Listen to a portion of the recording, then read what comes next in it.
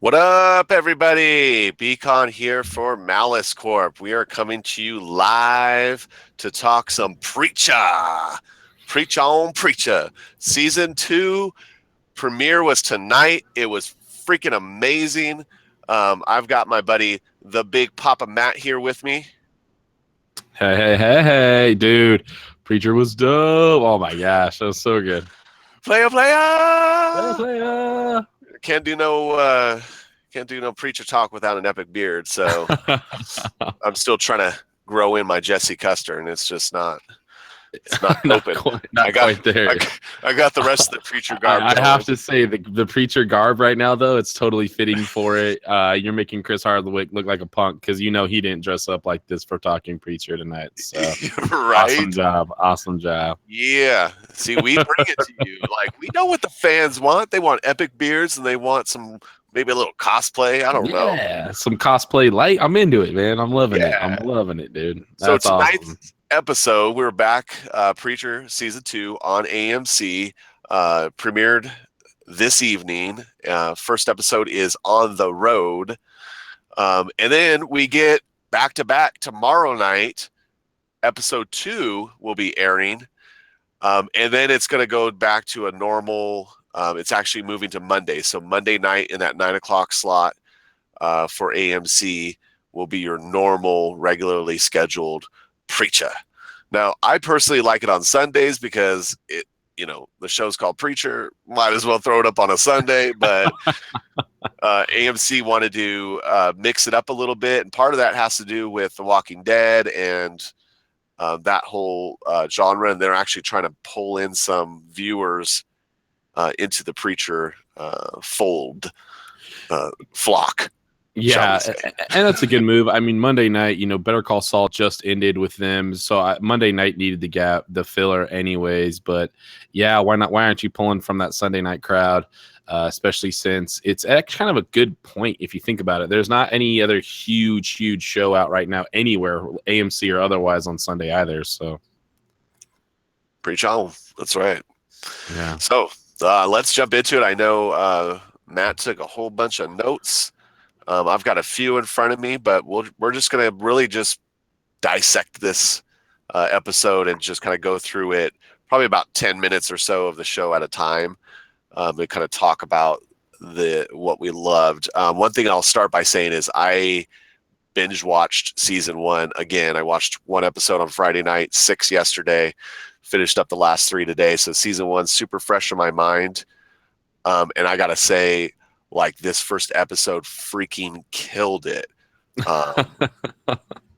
What do you think? By far. Oh man, killed it is an understatement as far as I'm concerned.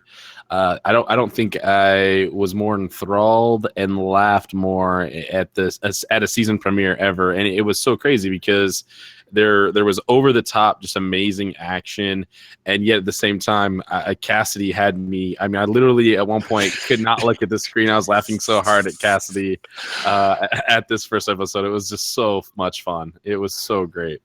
It was everything that we love about this show. I mean, we obviously got to see some Genesis action, which was, I mean, just epic comic genius. Hilarious moments with what Jesse does. Macing the guy's balls was so epic. Making a police captain mace his own balls. Oh, yes, man. that happened. Yeah, if you're not watching Preacher, I'm going to give you one reason and one reason to watch it only. A police officer has to mace his own balls in this premiere, so it's worth that alone. While another one has to sing the Yellow Rose of Texas. Yellow Rose of Texas. The whole time, Yellow Rose of Texas, and a couple others are holding hands. Yeah. Oh man, it's just phenomenal. We also got a lot of Saint of Killers, which we really didn't get a whole lot of in season 1. I mean, we did get snippets. We kind of got really his story of what his personal hell was like, having to re-experience the death of his wife and his daughter, and then going through and just killing everybody with Finish the Song, which those last 2 episodes of season 1 were just epic. I And think the biggest Finish the thing I Song is one of remember, my favorite episode of last season. That's the one where it just keeps absolutely rehashing that over and rehashing over, it.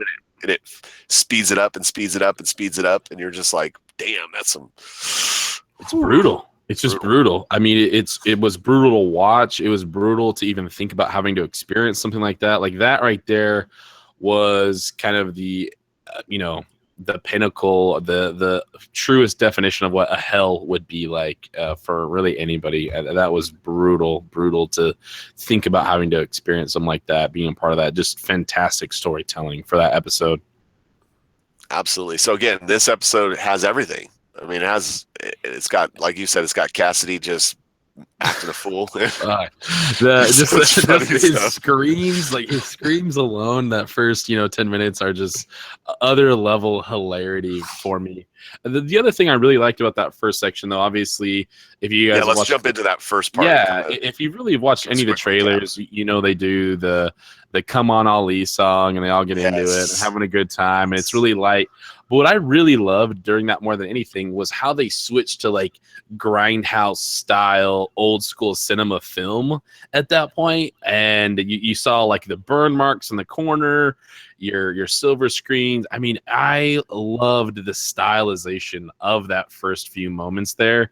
That totally just got my film nerd boner just raging. Yes. It was awesome. The cinematography of that first cut was just so amazing. Good. So that first 10 minutes, we pick up right where we left off in season 1. They are in the car. They are speeding down the highway on their way to find God and help him, or if he doesn't need his help and he's been lying to him, kick his ass, because that's what Preacher is really all about. Is I'm either going to help God or I'm going to kick his ass. Absolutely. Which you got to love. It's hilarious. And one of the best parts is it's an unlucky start for the crew, right? But a lucky start for us. We had the luckiest start of any season premiere ever with this, because we really did get something beautiful out of it. Yeah, absolutely. So they're speeding down the highway. They are on their way to their first stop, which is going to be one of Jesse's buddies' house, who we actually find out is old friend of the family, actually married his parents, a preacher himself, a little unorthodox preacher. We'll get into that a little bit. But they're on their way, and on their way, they get pulled over. They got the cops coming behind them, and Tulip decides to go. She recognizes that they don't have a whole lot of gas, but they decide to pedal it anyway and just take the cops on this high-speed chase, which is the part where you're talking about where it kind of cuts that cinematography and they're all singing "Come On, Irene," and it's just, man, fast-paced, fast-paced action too. Visceral hilarity. I mean, there's just no other way to put it. Just visceral hilarity. It just ensues, and it just didn't stop for that first commercial till that first commercial break. I mean, we had Cassidy, begging for his sunscreen and almost being shot. Again. My gosh, just and every time, every turn and corner, there was sunlight trying to hit the vampire Cassidy. Yes. He's trying to tell everybody, squirming away. Yeah, I'm burning. His screams of pain and agony. I'm sorry, but those were screams of hilarity to me. And him like trying to like crawl underneath the SUV to keep that last bit of shade. And as he pulls a dead cop to break his ride so he doesn't have to crawl. I mean, it just was so good. I couldn't believe it, man. It was so good. Yeah, Tulip having to siphon gas out of an intestine. Yeah. And then they're driving down the road, the intestines just wiggling around. Yeah, it's just dragging behind them. I mean, the ideas behind that, the thought process those came from, I believe it was Garth Ennis. It was a writer for this and for Preacher in general. I actually got to get a hold of these graphic novels to go and catch some of this stuff. I really hope that these were favorite scenes from those graphic novels and put into the film by Evan Goldberg and Seth Rogen. So seeing some of these just really over the top visual moments, if you will, actually get me excited to go and dive back into those pieces. And another great tip for us as well is hot sauce and yoo-hoo to get the taste of blood out of your mouth. So we have that recipe now for us to get the blood out of our mouth. I did like that. It's really funny because Cassidy gives her the hot sauce, and then gives her the yoo-hoo and just says, "Trust me." And you're like, of all people, you probably should trust a vampire that he knows what he's talking about when he's talking about getting the taste of blood out of your mouth. Yeah, he's had hundreds of years to find the perfect concoction of items to get the blood out of his mouth, and for hot sauce and yoo-hoo to be the two main items, it's almost exciting. It's almost exciting to know. Yeah. Now you know. Now you know. You're in that situation. Hot sauce and yoo-hoo. Hot sauce and yoo-hoo. It's too good. Like the shit that this show has come up with is just phenomenal. Yes. I love it. And the scene. So I'll quickly catch us up. Everybody who's watching this hopefully has actually watched the episode. If you haven't, I'm glad you're enjoying us. But so of course they get stopped by the cops. They make the cops go through a whole bunch of stuff. Jesse playing the Genesis card, and it's hilarious. And of course Tulip is not impressed. She thinks it's cheating, and it kind of is. And that's actually an allusion back to Eugene, if you think about it, from season 1, where Eugene says the same thing to him, only about him trying to save people, and says that's cheating. That's cheating. So make a little connection there. Saint of Killers is after them. He's just throwing some arsenal that I'm like, they don't even know what guns are being used. Stuff's blowing up all over the place. They're on the run. They get to the gas station. That's when the washing the taste of blood out of Tulip's mouth comes in play. And Cassidy killing yet another animal to heal himself. Cassidy, you got some fur on your lips there. Yeah, you got some cat fur on your lips. You're like, oh god, oh god. How many animals get killed in this show? Yeah. I don't know, but Pete is after them. As long as it keeps Cassidy killing me with all his jokes and everything, I'm in. I'm in for every animal that has to die for that sacrifice to keep Cassidy there for us. Yeah. Sorry, I'm for all the animal lovers, but I'm willing to sacrifice them for Cassidy's hilarity.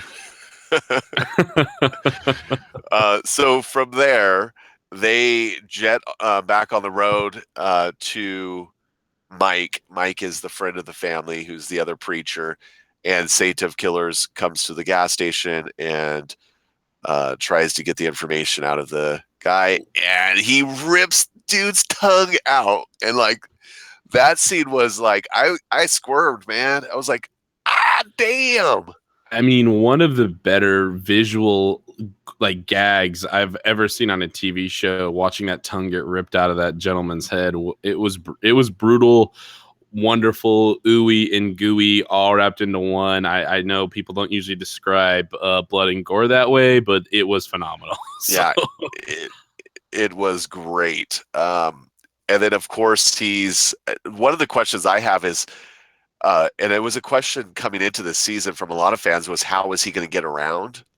Was he just going to find a horse, or was he going to ride a motorcycle? Was he going to have some cool muscle car? No, dude, the dude just hot foots it everywhere. Yeah, he's a pure leather foot, and all he does is just Jason Friday the 13th style, just rolls down the alleyways and streets after people.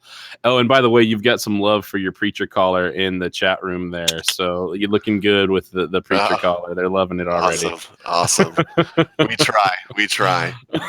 Like I said, we got to keep the fans happy. Yeah, give them what they're looking for. But yeah, no, the Saint of Killers, it was just everything that's terrifying about someone who's unstoppable he embodied every way, shape, or Yes. form. He really did. It was brutal. But the other great part about going and seeing the friend was actually like the teenage girl in the cage. Is she's in Yeah. there for punishment because she's had too much internet in her life. Like her parents are trying to wean her off of Twitter and the internet. So Yeah, and you're thinking like, what the hell is this dude doing? Like, he's got some teenage girl like in a cage. Like, this is getting super dark, AMC. And then you find out like it's one of his partitioner. yeah, it's a It's one of his parishioner flock, family. and he says to her like, he says, "Do I need to call your parents?" Yeah. No, it's okay. No, it's okay. And the greatest part about that was her begging Tulip and Cassidy for a phone, and Yes. like she's gonna call for help, but no, she's just addicted to the internet so bad she needs that fix. Yeah, and Mike yells at her when they're in the house. He says, nobody wants to see you taking pictures of yourself in a cage. And then Cassidy goes, well, actually. You'd be surprised. Another great line from Cassidy. Dude, his lines are killing me. I'm literally crying right now thinking of these guys' lines. They're so good. I mean, and they kept coming. They just kept hitting. And what was so great about this episode is these moments as well, where you had these like creepy, over the top moments where you're like, what is this other preacher about? Oh, it's actually something hilarious. All show long, they just kind of kept that rolling. Because even in the next scene where the Saint of Killers then breaks in here, the other friend, what was his name? Mike? What was it? Mike, the other Mike, preacher. the other preacher. Just a great like badass buddy scene where he's like, well, it isn't going to stop you, but it's going to stop me from talking. And he ends up stabbing himself to kill him before he can be pried the information that the Saint of Killer needs to track down Cassidy and the gang, or Jesse and the gang.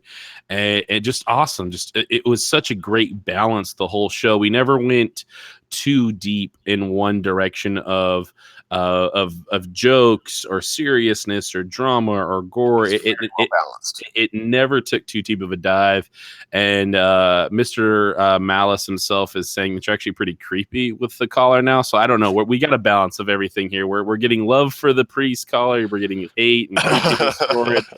We'll see by the end. We'll see what the final poll. We'll see if we can get a poll started. You will like the caller. You will like the caller. Yeah.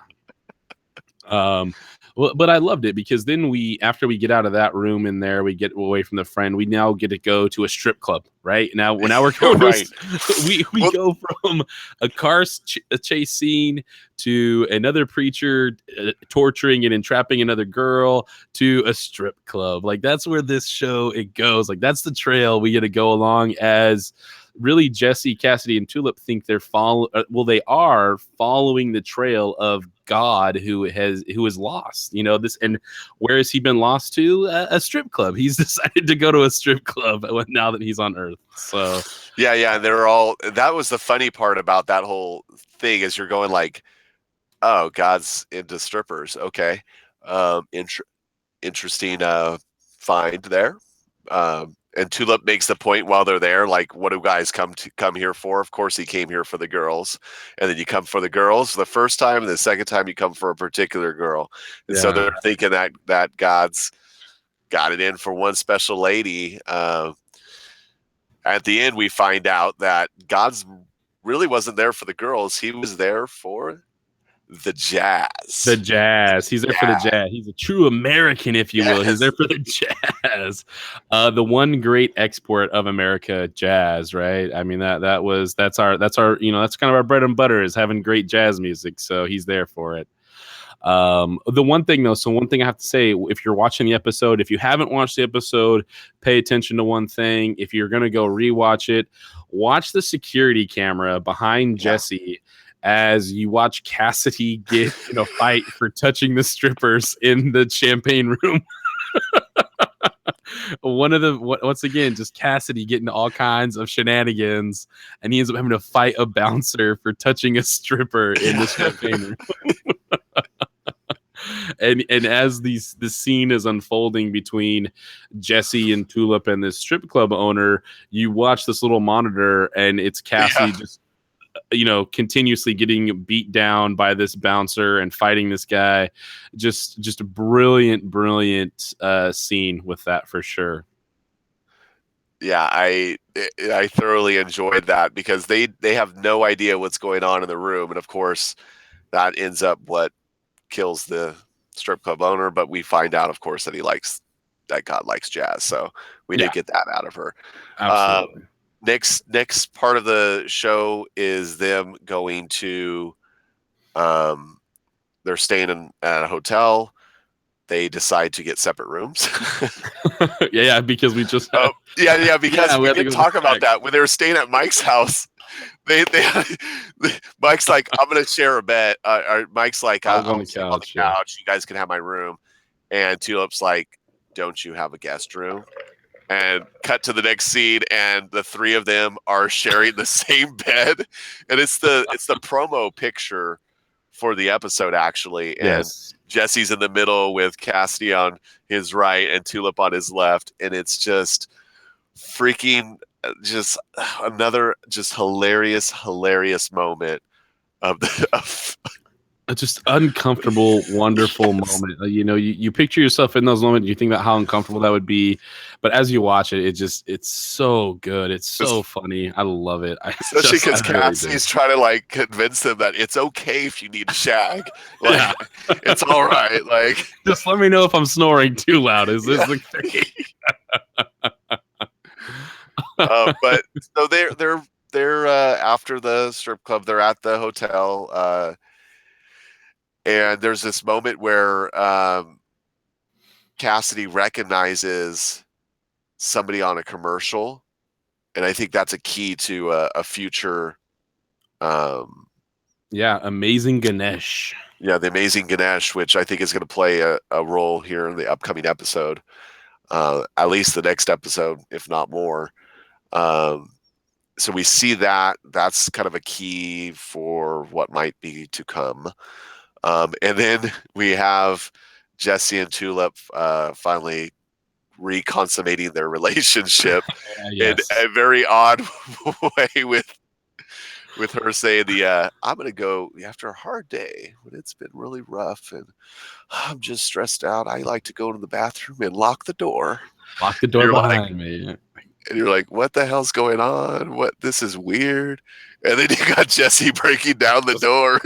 Just beating it down. I mean, just Mike Tysoning that door down. I mean, he did everything but bite that door's ear off to get it out of the way.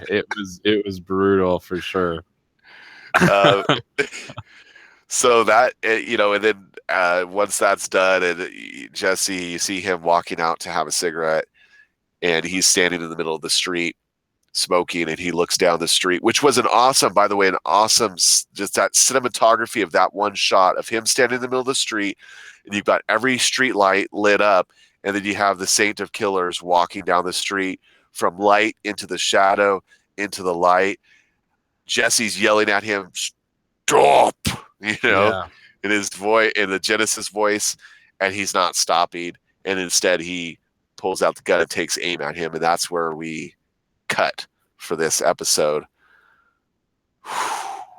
Ooh, so much good stuff. Episode 2 has got a lot to live up to tomorrow night, that's for sure, because that end right there, I mean, Jesse had really been relying on that Genesis power the whole episode to kind of help himself out here, and it's not working now. So I'm definitely looking forward to seeing how they get out of this sticky situation, if you will.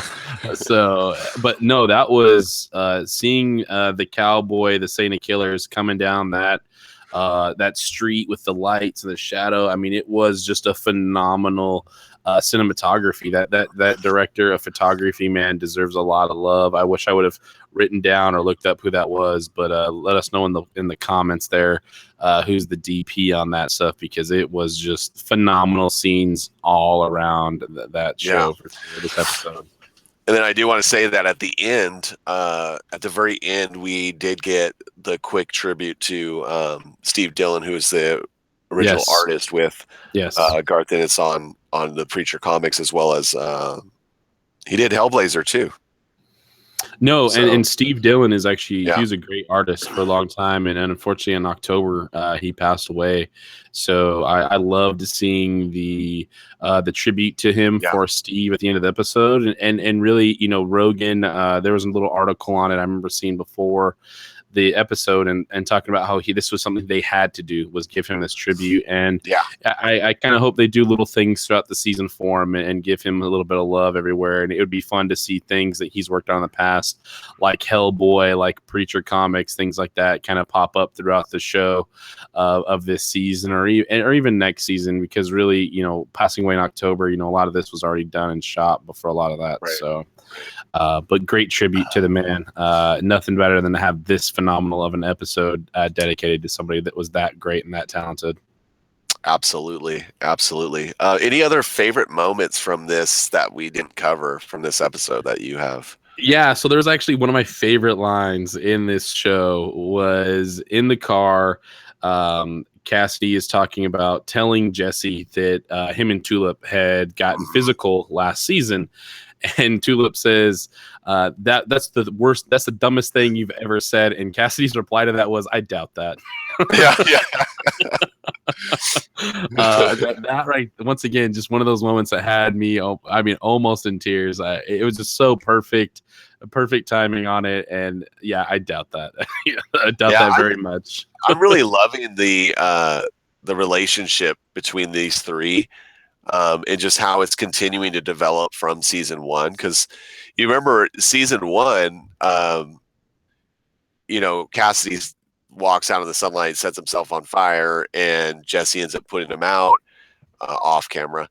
And Tulip's the one that that really takes care of him, and that helps nurse him back to health. So aside from their little fling that they had, there's a real bonding between those two, and a genuine friendship between those two. So it's really cool to see that still kind of dynamic. And I love the scene that right after the scene you just said, or maybe it's right before, she's like picking pieces of like skull and teeth and blood out of her hair. And it's got this little moment of this, like, you can see Cassidy looking at her like through the mirror. The song comes on. And the song comes on. It's all playing like this charming love music, and he's like, I thought for a moment that he was gonna go all like Gibbon on it, and like come up and like start.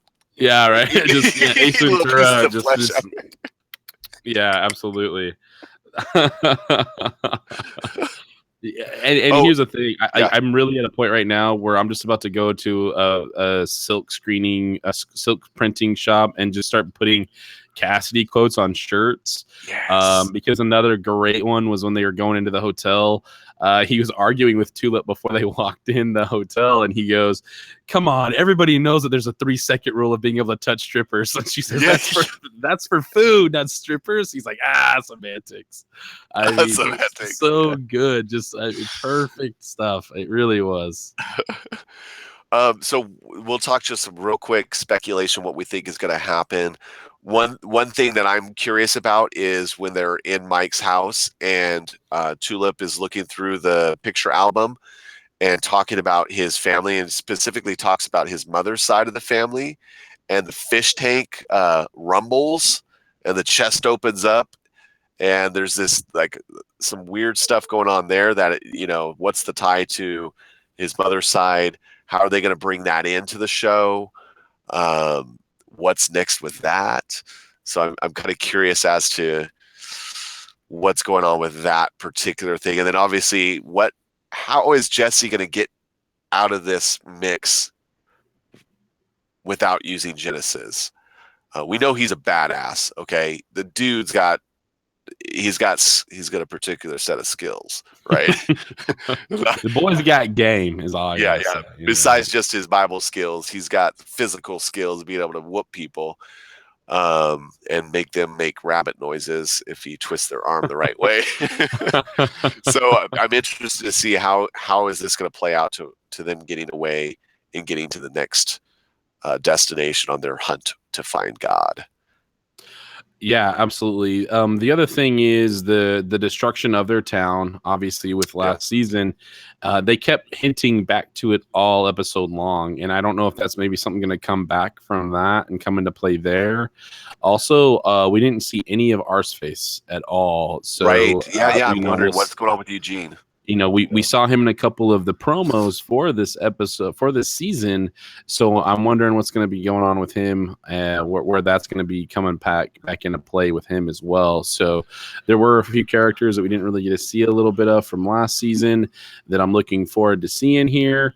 But the other thing too is Cassidy, man. Like I'm not gonna lie, he is definitely a character that I've kind of fallen in love with here over Yeah. this last season and now here. And man, we really saw kind of a heartbreaking moment right before he noticed the amazing Ganesh on the show, where he had to listen to Jesse and Tulip, thumping in the room next to him, and not super happy about it. So where's that going to go? What kind of relationship is that going to build out of it? So we'll see how all that stuff kind of turns out. There's quite a few little complicated items ready to go through here, and Jesse's family, Cassidy's relationship with Tulip, and some of the other characters we haven't seen yet. I'm looking forward to seeing them all, and I can't wait for tomorrow.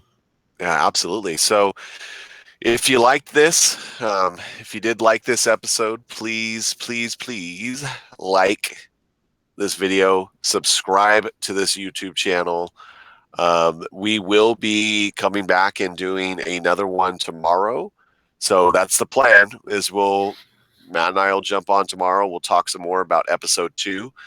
And then we will be back to a regularly scheduled Monday evening for each episode. This season does have 13 episodes, so that's another cool thing. We only had 10 last season. We get 13. I'm almost wondering if we get a 2-part premiere and maybe a 2-part season finale, and maybe that's how they'll kind of keep pace with the schedule. Yeah, I'm in. That sounds Yeah, awesome to I don't me. really care how they freaking do it. I'm in. I'm watching every single one of them, whether it's 13, 23, 10, I don't care. I'm watching Yeah. every single one. Well, absolutely, and they need to, and I actually like the Monday night move. Like I said, filling in for Better Call Saul afterwards, but also you don't want to go against the Juggernaut next month with Game of Thrones on Sunday night. That's just not a good move for anybody. So which is maybe another reason why they moved to the Monday night, is to try to get away from that crowd. And you obviously don't have Monday Night Football to contend with either. Nope, absolutely. So I think all good moves. I think I think AMC is doing a great job of supporting this show. I think that we had phenomenal production value this episode, and I'm looking forward to seeing this season, man. I'm really stoked. So yeah, please, you guys, like, subscribe, and get ready to tune in tomorrow for us. Follow me at TheBigPapaMatt on Twitter, at malice-corp.com. Visit the website, like the YouTube channel. We love doing this stuff with you guys. Also hit me up at Son of Maku on PlayStation Network and on my Snapchat, Instagram for Big Papa Matt as well. Absolutely. And you can follow me at BCON _MaliceCorp on Twitter. You can also catch me on PlayStation Network, BCON _MaliceCorp. And definitely check out our main website's Twitter is at MaliceCorp. You can also follow our normal podcast, which is at MaliceCast on Twitter. The website's malice-corp.com. Tons of content out there, new stuff for you every day. And we do a weekly podcast every Friday night, 8 p.m. Pacific time. You can join us live like we're doing right now. Jump in the chat channel. We'll answer your questions. We'll throw out your comments. We'll hashtag have a fun with everything that you bring out. So we definitely have appreciated you guys joining us. So again, like, subscribe, follow us. Tell us what you'd like to see more of, and we will bring it. Whether you want to see a caller again next week or ditch the caller and go somewhere other direction, we can do that as well. So no harm there. So with that, we thank you. Have a wonderful evening. Definitely check us back tomorrow. Stay nerdy out there, everybody. Later.